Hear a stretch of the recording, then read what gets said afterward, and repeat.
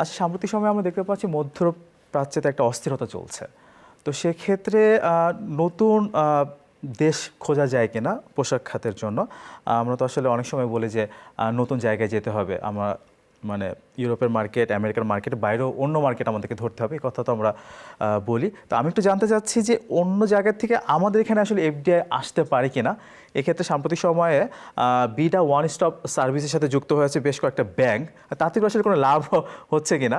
আসলে ব্যাংকের সাথে তো যুক্ত হতে হবে একটু পরে, তার আগে তারও অনেক কাজ আছে। এই বিষয়গুলো একটু জানতে চাই আমি। আপনি দেখেন, নতুন বাজার খোঁজা সাথে মধ্যপ্রাচ্যের যুদ্ধের আমি মনে করি না কোনো সংযোগ আছে। আচ্ছা আচ্ছা। কারণ নতুন বাজার আমাদের এমনিতেই খুঁজতে হবে। আপনি যদি আপনার এক্সপোর্ট বাস্কেটটাকে বড় করতে চান, ব্যবসা বাণিজ্যকে আরও প্রসারিত করতে চান, তাহলে আপনাকে আপনার যে প্রচলিত বাজার আছে সেই বাজার থেকে আপনাকে আরও এক্সটেন্ড করতে হবে। আচ্ছা। তা আমরা এখন যেটা আমরা আগেই বলেছি, আমরা কোথায় এক্সপোর্ট করছি? আমেরিকাতে, আমরা এক্সপোর্ট করতেছি ইউরোপিয়ান ইউনিয়নে, আর খুব সামান্য পরিমাণে জাপানে এক্সপোর্ট করতেছি। হ্যাঁ, তো আমাদের সামনে আপনার আমি প্রায়শই এই কথাটা বলি যে আমাদের সামনে আরেকটা বড় বাজার আছে। আমাদের জন্য চায়নাই হতে পারে বড় বাজার, আমাদের জন্য রাশিয়া হতে বড় বাজার, আমাদের জন্য ইন্ডিয়া হতে পারে বড় বাজার, আমাদের জন্য ব্রাজিল বড় বাজার, আমাদের জন্য সাউথ আফ্রিকা বড় বাজার। অর্থাৎ আপনি যদি ব্রিক্স অঞ্চলগুলোতে যান তাহলে দেখবেন যে এটা আমাদের জন্য কিন্তু রাদার এগেইন 15 থেকে 20 বিলিয়ন ডলারের মার্কেট। আচ্ছা। হ্যাঁ, এবং আরও বড় করে করা যায়, আপনার আরও বড় পরিসরে করা যায়। আপনি দেখেন আজকের দিনে কি হয়, ইউরোপিয়ান কাস্টমাররা কি করতেছে। আপনি যদি ভালো কোনো ইউরোপিয়ান কাস্টমার, বড় কাস্টমার যারা ব্র্যান্ডেড, বড় ব্র্যান্ড, তাদের সাথে কাজ করতে চান, তাহলে কিন্তু আপনার ইউরোপে ম্যান্ডেটরি আপনাকে কিন্তু এখানে ডিজাইন স্টুডিও থাকতে হবে। আচ্ছা। তার মানে সে কিন্তু কস্ট কাটল করতেছে, কারণ সে টিকতে পারতেছে না। তো আপনার যদি তাই হয়, তাহলে আপনি এখানে ডিজাইন স্টুডিও যদি আপনি অন্য কাস্টমারের জন্য করছেন, সিমিলার ডিজাইন স্টুডিওকে আপনি একটু বড় পরিসরে চিন্তা করে আরও বড় মার্কেটে যান। আপনাকে তো এই ইন্ডিয়া নিয়ে কাজ করতে পারে, ইন্ডিয়া তো 100 কোটি মানুষের মার্কেট, চায়না 100 কোটি মানুষের মার্কেট, কিন্তু আমরা এই জায়গাগুলোতে নজর দিচ্ছি না। এর পেছনে ভূ রাজনৈতিক কারণ রয়েছে, তাই না? আমরা তো ঐতিহ্যগতভাবেই ব্রিটিশ এবং আমেরিকান ডমিনেন্ট। তো যেটা হয় যে আপনাকে তো উন্মুক্ত হৃদয় নিয়ে, উন্মুক্ত চিন্তা নিয়ে কিন্তু মার্কেটে যেতে হবে। এখন আপনি আজকে ধরেন, আমি উদাহরণস্বরূপ বলে, আপনি রাশিয়ার সাথে ব্যবসা করবেন। তো রাশিয়ার সাথে ব্যবসা যদি করতে হয়, তাহলে আপনি তো স্বাভাবিকভাবে ডলারের মাধ্যমে রাশিয়ার সাথে ব্যবসা করাটা একটু কঠিন, তাই না? আজকের দিনে তো কঠিন। আপনাকে কি করতে পারেন? আপনি আমাদের দেশকে উদ্যোগ নিতে হবে। রাশিয়ার ব্যাংক এখানে আনতে পারেন আপনি। আচ্ছা আচ্ছা আচ্ছা। রাশিয়ার কোনো বড় ব্যাংক এখানে আসতে পারে, যার মাধ্যমে বাইলেটারাল ট্রেড হতে পারে। কিভাবে? রাশিয়ার ব্যাংকের থ্রুতে আপনি, রাশিয়া এখানে রুবল এলসি দিবে, আবার রুবল এলসিতে আপনি গার্মেন্ট বিক্রি করবেন, শ্রমবাজারে শ্রমিক রপ্তানি করবেন, তাদের রেমিটেন্স আসবে এই ব্যাংকের মাধ্যমে। আবার একই সাথে আপনি কি করবেন, এই রুবলটাকে তো আপনাকে ব্যবহার করতে হবে। আপনি যেটা এক্সপোর্ট করলেন বা ইনকাম করলেন, আপনি কি করলেন, ওখান থেকে জ্বালানি খাদ্যপণ্য কিনে এটাকে কিন্তু ব্যালেন্স করতে পারেন। এই জাতীয় চিন্তা করতে গেলে আপনাকে কিন্তু ওই যে বললাম আগেই, যে ভূ রাজনৈতিক যে কি বলে, আমরা জিও পলিটিক্যাল যে ইস্যুসগুলো আছে, এটাকে কিন্তু পাশে রেখে আমাদের শুধু ব্যবসার কথা চিন্তা করতে হবে। আচ্ছা। অতি সম্প্রতি যে ঘটনা ঘটছে, এই মাত্র এনটিএম গভর্নমেন্টের সময় যে ঘটনাটা ঘটলো নির্বাচনের 3 দিন আগে, আপনি বলেন একজন ব্যবসায়ী হিসেবে আমার এটা কতটা এরকম ওপেন প্ল্যাটফর্মে বলা ঠিক হচ্ছে আমি জানি না, তবুও আমি মানে অন্তত দেশপ্রেমিক নাগরিক হিসেবে, একজন দেশপ্রেমিক দেশীয় উদ্যোক্তা হিসেবে আমাদের এগুলো অ্যাড্রেস করা উচিত। এই জাতীয় চুক্তিগুলো থেকে আমাদেরকে পরিহার করে আমাদেরকে কিন্তু এমন একটা জায়গায় আসতে হবে যেখানে আমরা নিউট্রালিটি বজায় রেখে কিভাবে সবার সাথে ব্যবসা করতে পারবো সেই জায়গায় চিন্তা করতে হবে। আপনি আমেরিকার সাথে যে চুক্তি সেটার কথা বলছেন। আপনাকে মানে এখন ধরেন আমরা যদি তা না করি তাহলে কি হবে? আমরা তো একমুখী হয়ে যাচ্ছি। আমরা প্রকারান্তরে আপনি যখনই মনোপলি হচ্ছে তখন আপনি যেভাবে বলবেন আমাকে সেভাবে কাজ করতে হবে। তা আপনি যেটা বলছিলেন যে মধ্যপ্রাচ্য যুদ্ধ কিংবা আমাদের এক্সপোর্ট নিয়ে যে কথাটা বলছেন, মধ্যপ্রাচ্য যুদ্ধ তো আপনার কি বলে, এইটা তো একটা রাজনৈতিক ইস্যুস। অবশ্যই যুদ্ধ ব্যবসা বাণিজ্যকে প্রভাবিত করে, রাজনৈতিক ইস্যুগুলো ব্যবসা বাণিজ্যকে প্রভাবিত করে, কোনো সন্দেহ নাই। কিন্তু আপনাকে মাথায় রাখতে হবে এর মধ্য দিয়েও কিন্তু আপনাকে পাশ কাটিয়ে গিয়ে ব্যবসাগুলো করতে হবে। এই জন্য আপনার ব্যবসা করার ক্ষেত্রে আপনার নতুন মার্কেট খুঁজবেন, নতুন মার্কেটে যাবেন, নতুন মার্কেটের ক্যারেক্টারিস্টিক্স বুঝবেন। আমাদের দেশের যে বিভিন্ন দেশে অ্যাম্বাসিগুলো আছে, আপনি বলেন বাংলাদেশের ডিপ্লোমেসি বিশ্বস্তরে কি ভূমিকা রাখতে পারে? আমরা যদি এইটাকে বাণিজ্যিকভাবে চিন্তা করি, আচ্ছা, যে আমাদের যে মিশনগুলো আছে, আমাদের মিশনগুলো আমাদের তো বিশ্ব রাজনীতিতে আমাদের তো কোনো ফুটহোল্ড নাই, আমাদের তো কোনো ব্যবহার, আমাদের তো কোনো ইয়ে নাই। তো আমরা কি করি, আমরা এই মিশনগুলোকে যদি বাইলেটারাল ট্রেডের জন্য আমরা যদি প্রস্তুত করি, তাহলে কি হবে, এই মিশনগুলোতে আমরা একটা সেল বানিয়ে দিতে পারি যে ঠিক আছে ওরা কি করবে, প্রত্যেকটা দেশে যার যে সমস্ত দেশেই আছে ওই সমস্ত দেশে তারা R&D করবে, মার্কেট নিয়ে R&D করবে। এই মার্কেটে আমার কি আমি আমার পণ্য বিক্রি করতে পারি, আর কী জাতীয় পণ্য বিক্রি করতে পারি, আর যেই পণ্যগুলো বিক্রি করতে চাই আমি সেগুলো, এই পণ্যগুলো বিক্রি করার ক্ষেত্রে আমার কি মেজার নেওয়া উচিত। আচ্ছা, এইটাকে যদি আমরা ওই লেভেলে R&D করে সেগ্রিগেট করতে পারি তাহলে কি হয়, তাহলে আপনার ওই অনুযায়ী আমাদের উদ্যোক্তারা যারা আছে, আমাদের যে ব্যবসায়ী সংগঠনগুলো আছে কিংবা আমাদের ব্যবসায়ীরা যারা আছে, তাদেরকে একটা গাইডলাইন দেওয়া যেতে পারে যে আপনি পার্টিকুলারলি আপনি ব্রাজিল মার্কেটে যাবেন, তো ব্রাজিলে আমাদের যে মিশন আছে, আমাদের হাইকমিশন আছে, ওরা কি করতে পারে, ওখানে থেকে ব্রাজিল মার্কেট নিয়ে তারা করতে পারে, ব্রাজিলে আমরা কি পণ্য এক্সপোর্ট করতে পারি। তারপর হচ্ছে গিয়ে আমরা যে পণ্যগুলোকে এক্সপোর্ট করতে চাই সেই পণ্যগুলোর ক্ষেত্রে আমাদের প্রতিদ্বন্দ্বী কারা আছে, তারা কিভাবে সার্ভিসটা প্রোভাইড করতেছে, তাহলে আমাদেরকে ওইখানে কি সার্ভিস দিলে পরে আমরা ওই মার্কেটটাকে ক্যাপচার করতে পারবো, ওই মার্কেটে আমরা ঢুকতে পারবো। এর জন্য একটা গাইডলাইন তৈরি করতে পারি। এটা নিয়ে আমরা ওই মিশনগুলাই ব্যবসায়ীদেরকে নিয়ে একটা সেমিনার করতে পারে, ওইখানে একটা কি বল ট্রেনিং সেশন করতে পারে, ব্যবসায়ীরা যাবে, কথা বলবে এবং ওইটাকে কমপ্লাই করে আমাদের ব্যবসায়ীরা ব্যবসার উদ্যোগটা নেবে।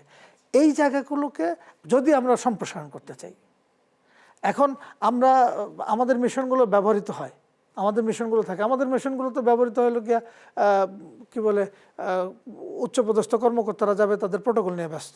আচ্ছা, হ্যাঁ, রাজনৈতিক নেতা মন্ত্রীরা যাবে, তাদের প্রোটোকল নিয়ে ব্যস্ত। তারা তো এগুলো নিয়ে ব্যস্ত না এবং তারা এটা নিয়ে বদারও করে না, তাদের চিন্তার মধ্যেও এটা নাই।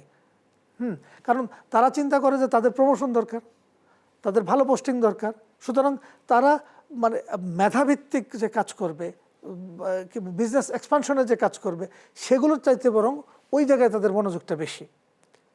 এবং ওইখানে আপনি দেখেন, আপনি আমাদের ইয়াতে এই যে বিভিন্ন মিশনগুলোতে আমরা আমাদের দেখেন, আপনি খেয়াল করেন, আপনার কমার্শিয়াল কাউন্সিলর আছে, লেবার কাউন্সিলর আছে, বাট মার্কেট ডেভেলপমেন্টের ক্ষেত্রে কয়জন ভূমিকা রাখছে? সেটাই উল্টা আপনি যদি মিশনগুলোতে যান, এই অ্যাম্বাসিগুলোতে যান, বাংলাদেশের যে অ্যাম্বাসিগুলো আছে ওইখানে যান এবং গিয়ে যদি জিজ্ঞেস করেন যে আচ্ছা আমাকে একটু হেল্প করেন, আমি এই দেশে মার্কেটে আসতে চাই, এখানে কিভাবে যাব, আমার চেম্বারের সাথে একটু ঘটায় দেন, একজন ব্যবসায়ী গিয়ে দেখেন দিনের পর দিন ঘুরবে, কিন্তু কাজ হবে না, কোনো কাজই হবে না। কারণ প্রত্যেকেই ইন্ডিভিজুয়ালিস্টিক চিন্তা করছে যে আমি এটা করে আমার লাভ কি।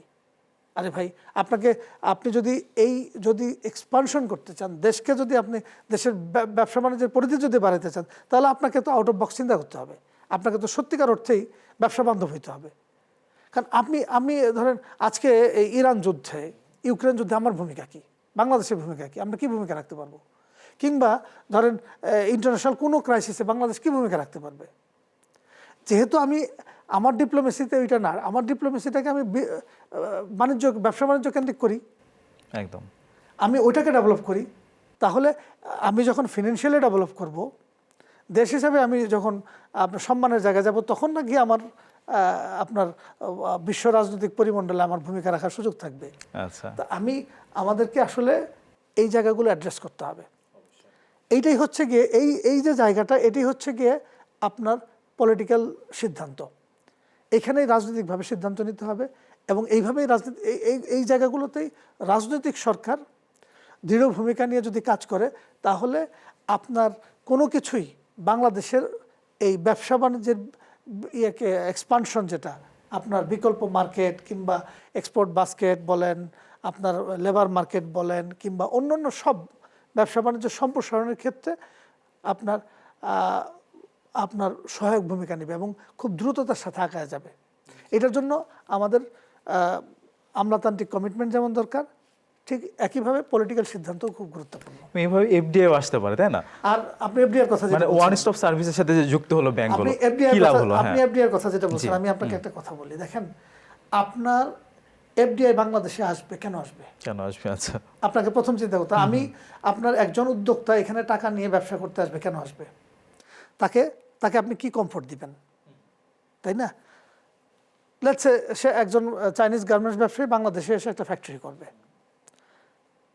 বাংলাদেশ চাইনিজ গার্মেন্টস ব্যবসায়ীরা গেছে না, কম্বোডিয়াতে ফ্যাক্টরি করছে না, লাওসে করছে না, মায়ানমারে করছে না, ভিয়েতনামে করছে না। তাহলে বাংলাদেশে আসবে, কেন আসবে? আপনাকে এই কেন আসবে এই সলিউশনটাকে বের করতে হবে।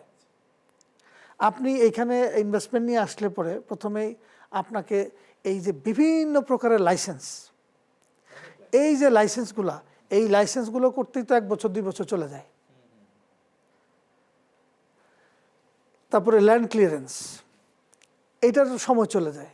তো এই যে আপনার একজন উদ্যোক্তা এসে যদি 2 বছর 3 বছর শুধু খালি অফিসে ঘোরাঘুরি করে, তার লাইসেন্স, তার ল্যান্ড ক্লিয়ারেন্স, তার কি বলে এই বিভিন্ন যে ইয়েগুলো আছে, অনুমোদনগুলো আছে, এগুলো যে এই কি বলে এর দীর্ঘসূত্রতা ছোটানোর জন্য কে এখানে বিনিয়োগ করতে আসবে? আপনাকে এই প্রসঙ্গে একটা কথা বলি, মানে আমার খুব ভালো লাগছে, এটা নতুন একটা ধারণা নিয়ে আসছিল বিডার যে বর্তমান চেয়ারম্যান। আচ্ছা, আমার ওনার উদ্যোগটা খুব ভালো লাগছে। আমি তো একটা পারপাসে তার কাছে গেলাম, আমি তার কাছ থেকে শুনলাম, এবং উনি একটা ওই যে এখানে যে এক্সপোজিশন হলো সেখানেও উনি বলছেন যে উনি কি করতেছেন, যে ওয়ান স্টপ সার্ভিসের কথা বলছেন, যেটা আপনি বলতেছিলেন ওয়ান স্টপ সার্ভিসের কথা। ব্যাঙ্কগুলোতে যেরকম একজন আরএম থাকে, আরএম সমস্ত কিছু, আপনার ব্যাংকে যাওয়ার দরকার নাই, আপনি তাকে বলবেন, সে আপনার সমস্ত কিছু করে দেবে। ইভেনচুয়ালি আপনার যদি আপনি যদি এক্সপোর্টার হন, আপনি এক্সপোর্ট ডকুমেন্টসও সে কিন্তু প্রসেস করে দিবে, শুধু তাকে আপনি বলবেন এবং তাকে আপনি ওই স্ক্যান করে আপনার ডকুমেন্টসগুলো পাঠাবেন, বাকি উদ্যোগটা সে নেবে। এই অনেক ব্যাংকে এখন আছে, এটা সেন্ট্রালি ওরা করে আপনার ওই যে আরএম বা রিলেশনশিপ ম্যানেজার সিস্টেম। বিরাতে এই উদ্যোগটা উনি নিয়েছেন। কিন্তু আপনাকে দেখতে হবে যে আপনার একজন আরএম আপনার কতটুকু ইনফ্লুয়েন্স করতে পারবে বিভিন্ন মন্ত্রণালয়ে কিংবা বিভিন্ন জায়গায়। আপনাকে ছোট্ট একটা উদাহরণ দিই, আপনার একটা ল্যান্ড অ্যাকুইজিশন হবে, আপনার এই অ্যাকুইজিশনের জন্য একটা সংস্থার deputy secretary, joint secretary, additional secretary আপনার দিনের পর দিন ফোন করে গেছে, ওই ল্যান্ড অ্যাকুইজিশন হচ্ছে না। ওই ল্যান্ড অ্যাকুইজিশনের জন্য কি 7 ধারা করতে হয়, 9 ধারা করতে হয়, যে এই নোটিশ সার্ভ করা যাচ্ছে না। যেখানে একজন এডিশনাল সেক্রেটারি পাচ্ছে না, তাকে ঘুরতে হচ্ছে, তাকে কথা বলতে হচ্ছে দিনের পর দিন, এই দীর্ঘ সময় ধরে তাকে এটা নিয়ে কাজ করতে হচ্ছে। সেখানে একজন আরএম কতটুকু ভূমিকা রাখতে পারবে, তার কতটুকু অ্যাক্সেস থাকবে। এই জন্য আমাদের জায়গায় যে বললাম, আপনার এই বিডার এই উদ্যোগ তখনই সফল হবে যখন হচ্ছে গিয়ে পলিটিক্যাল কমিটমেন্ট থাকবে, আমলাতন্ত্রের মধ্যে আপনার আমলাতন্ত্রের দৃষ্টিভঙ্গি থাকবে হচ্ছে গিয়ে আপনার ভবিষ্যৎমুখী এবং প্রমিজিং, যে আমি কাজটা করে আনতে হবে আমাকে, এক নাম্বার। তো আপনার এফডিআই তখনই আসবে যখন বিদেশি উদ্যোক্তারা দেখবে যে না, বাংলাদেশে গেলে আমি যেদিন যাচ্ছি সেদিন গিয়ে তার থেকে 5 দিন 7 দিনের মধ্যে আমার সমস্ত লাইসেন্স প্রক্রিয়া শেষ হয়ে যাচ্ছে এবং পরবর্তী 6 মাসের মধ্যে আমি উৎপাদনে যেতে পারছি। আপনার একটা ট্রেড লাইসেন্স করতে কিংবা একটা কোম্পানি রেজিস্ট্রেশন করতে বাংলাদেশে 7 দিন লাগে, ইংল্যান্ডে একটা কোম্পানি করতে লাগে হচ্ছে গিয়া 10 মিনিট। আচ্ছা, আর এইটাই আপনি যদি আর ইয়েতে যান, আরব আমিরাতে যান, আধা ঘন্টা হয়ে যায়, কিংবা একদিনে হয়ে যায়, সরি আপনার একদিনে হয়ে যায়। তাহলে আপনাকে মানে এই যে সার্ভিসের জায়গাগুলো, এগুলোতে আপনি যতদিন পর্যন্ত স্মুথ না করবেন, আপনার আপনার একজন বিনিয়োগকারী বাংলাদেশে এসে রিফ্লেকশনটা কোথায়? এয়ারপোর্টে আসে। এয়ারপোর্টে আসার পরে যখন এয়ারপোর্টে নামার পর থেকে সে যখন হোটেল পর্যন্ত যায়, মানে তারপরে প্রথম কি আর দর্শন সেটাই। তারপরে কি আর তার বিনিয়োগ অ্যাপিটেট থাকে? সুতরাং খুব ভালো বলেছেন। এফডিআই আনার ক্ষেত্রে শুধুমাত্র যে আপনার ওই যে বিডার যে সিস্টেম চালু করছে, এইটা নিঃসন্দেহে একটা ভালো উদ্যোগ, ইনোভেটিভ উদ্যোগ, কিন্তু এটাকে কার্যকরী করতে গেলে আমাদেরকে আমলাতান্ত্রিক দীর্ঘসূত্রিতাকে অতিক্রম করতে হবে। আর সেটার জন্য এই ওয়ান স্টপ সার্ভিসটাকে অ্যাকচুয়ালি ওয়ান স্টপ সার্ভিসে নিয়ে আসতে হবে। তাহলে শুধুমাত্র সম্ভব এখানে উদ্যোক্তা বা বিনিয়োগ নিয়ে আসার। আদারওয়াইজ আমরা যতই চিল্লাচিল্লি করি, যতই রোড শো করি, যতই আপনার বিভিন্ন জায়গায় গিয়ে সেমিনার সিম্পোজিয়াম করি, আমরা করতে পারবো, কিন্তু বিনিয়োগ আসবে না। এটাই বাস্তবতা, আমরা এটাই দেখে আসছি।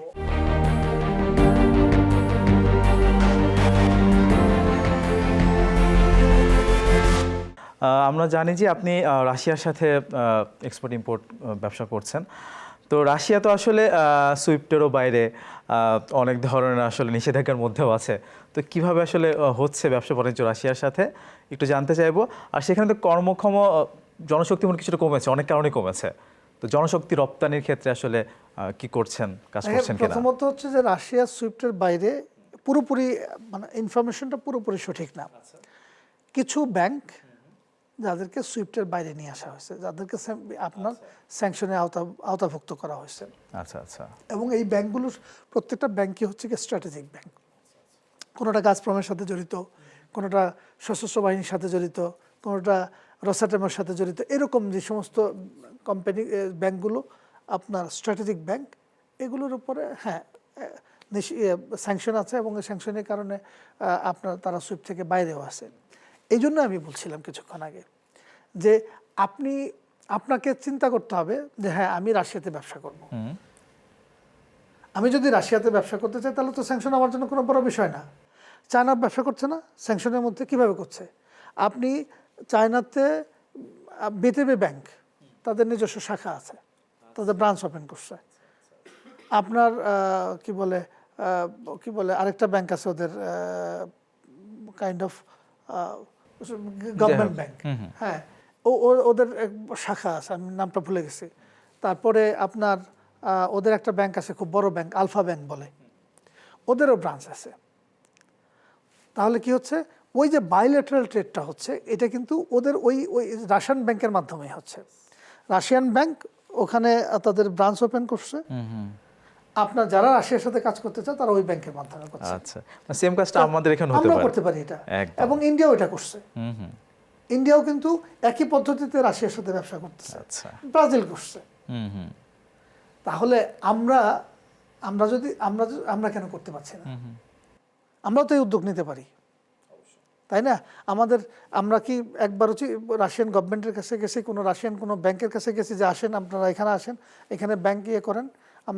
কারণ আপনার যদি একটা রাশিয়ান ব্যাংকের ব্রাঞ্চ এখানে আসে, কিংবা একটা রাশিয়ান ব্যাংক যদি এখানে আসে, সে যদি ব্যবসাটা করে, শুধু আমি ধরে নিলাম যে বাইলেটারাল ট্রেডই করবে, ট্রেড করার জন্য যদি আসে, তাহলে আমরা তো খুব দ্রুততম সময়ের মধ্যে আরো $2-3-4 বিলিয়ন ব্যবসা করতে পারি, তাই না? আমাদের উদ্যোগটা কোথায়? আপনি যাবেন, এটা নিয়ে যান। এটা কি কোনো রাজনৈতিক কারণ হতে পারে আসলে? না, আমার ব্যক্তিগত অভিজ্ঞতা হচ্ছে যে আমি এটা নিয়ে অনেক জায়গায় কথা বলতে গেছি, কিন্তু প্রত্যেকের কথা হচ্ছে যে ভাই এটা মানে এটা একটা সেনসিটিভ ইস্যু, এটা নিয়ে কথা না বলাই ভালো। বিষয়টা এরকম। আবার এরকম আসে, অনেকে আছে যে আমি তো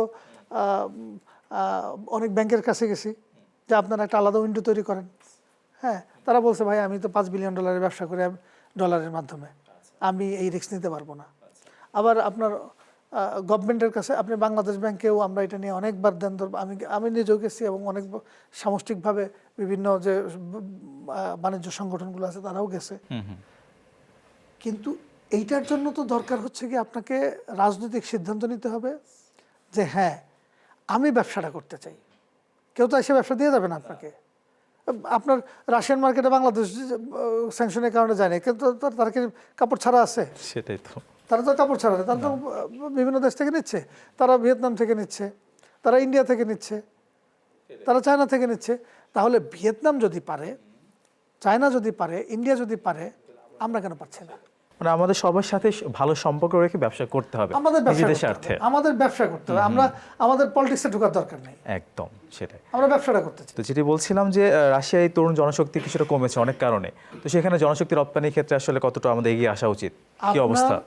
জনশক্তি রপ্তানির ক্ষেত্রে রাশিয়া হইতে পারে একটা দুর্দান্ত রকমের একটা আপনার অপরচুনিটি, দুর্দান্ত অপরচুনিটি। আপনারা চিন্তা করতে পারবেন না এখন এই মুহূর্তে কি অপরচুনিটি রয়ে গেছে। আচ্ছা আচ্ছা, এই অপরচুনিটি আমি আপনাকে বলি, আপনি আমাদের আমি কিছুক্ষণ আগে এই কথাই বলছিলাম, আপনি খেয়াল করেছেন কিনা যে আমাদের এখানে কাজ করতে হবে। আমাদের আমলাতন্ত্রের মধ্যে না একটা কাইন্ড অফ ইয়ে আছে, ওই তৈলাক্ত বাঁশের মতো। আচ্ছা একজন আমলা গিয়ে একজন আমলা সে গিয়ে খুব সে দেশপ্রেমিক, সে আপনার খুব ডেডিকেটেড, সে গিয়ে একটা উচ্চতা তৈরি করে, আবার পরে একজন যায় গিয়ে সে এটাকে তার ব্যক্তিগত স্বার্থে এই জায়গায় নামায় নিয়ে আসে। আর রাশিয়ান মার্কেটটা আপনার এত অপরচুনিটি আছে এই মার্কেটে, অন্তত হিউম্যান রিসোর্স ডেভেলপমেন্টের ক্ষেত্রে। এইখানে আমরা অনিয়ন্ত্রিতভাবে না করে এখনই একটা নীতি সহায়তা, একটা নীতিমালা তৈরি করতে পারি।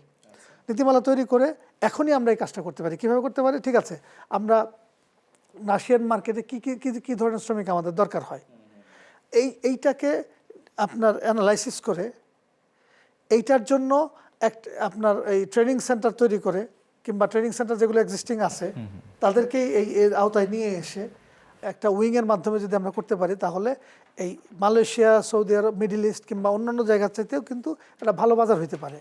কিন্তু কি হচ্ছে, এইখানে আপনার একটা সময় ছিল, আপনার 2 বছর আগে যারা ওখানে কাজ করছে, আমি আপনার এই ইনফরমেশনগুলো রাখি আমার জানার মধ্যে, এই জন্য আমি বলছি, 2 বছর আগে ওইখানে যারা কাজ করছে লেবার কাউন্সিলর হিসেবে, তারা ট্রিমেন্ডাস সাফল্য দেখাইছে, তারা মার্কেটটাকে সুন্দর করে ইয়ে করছে।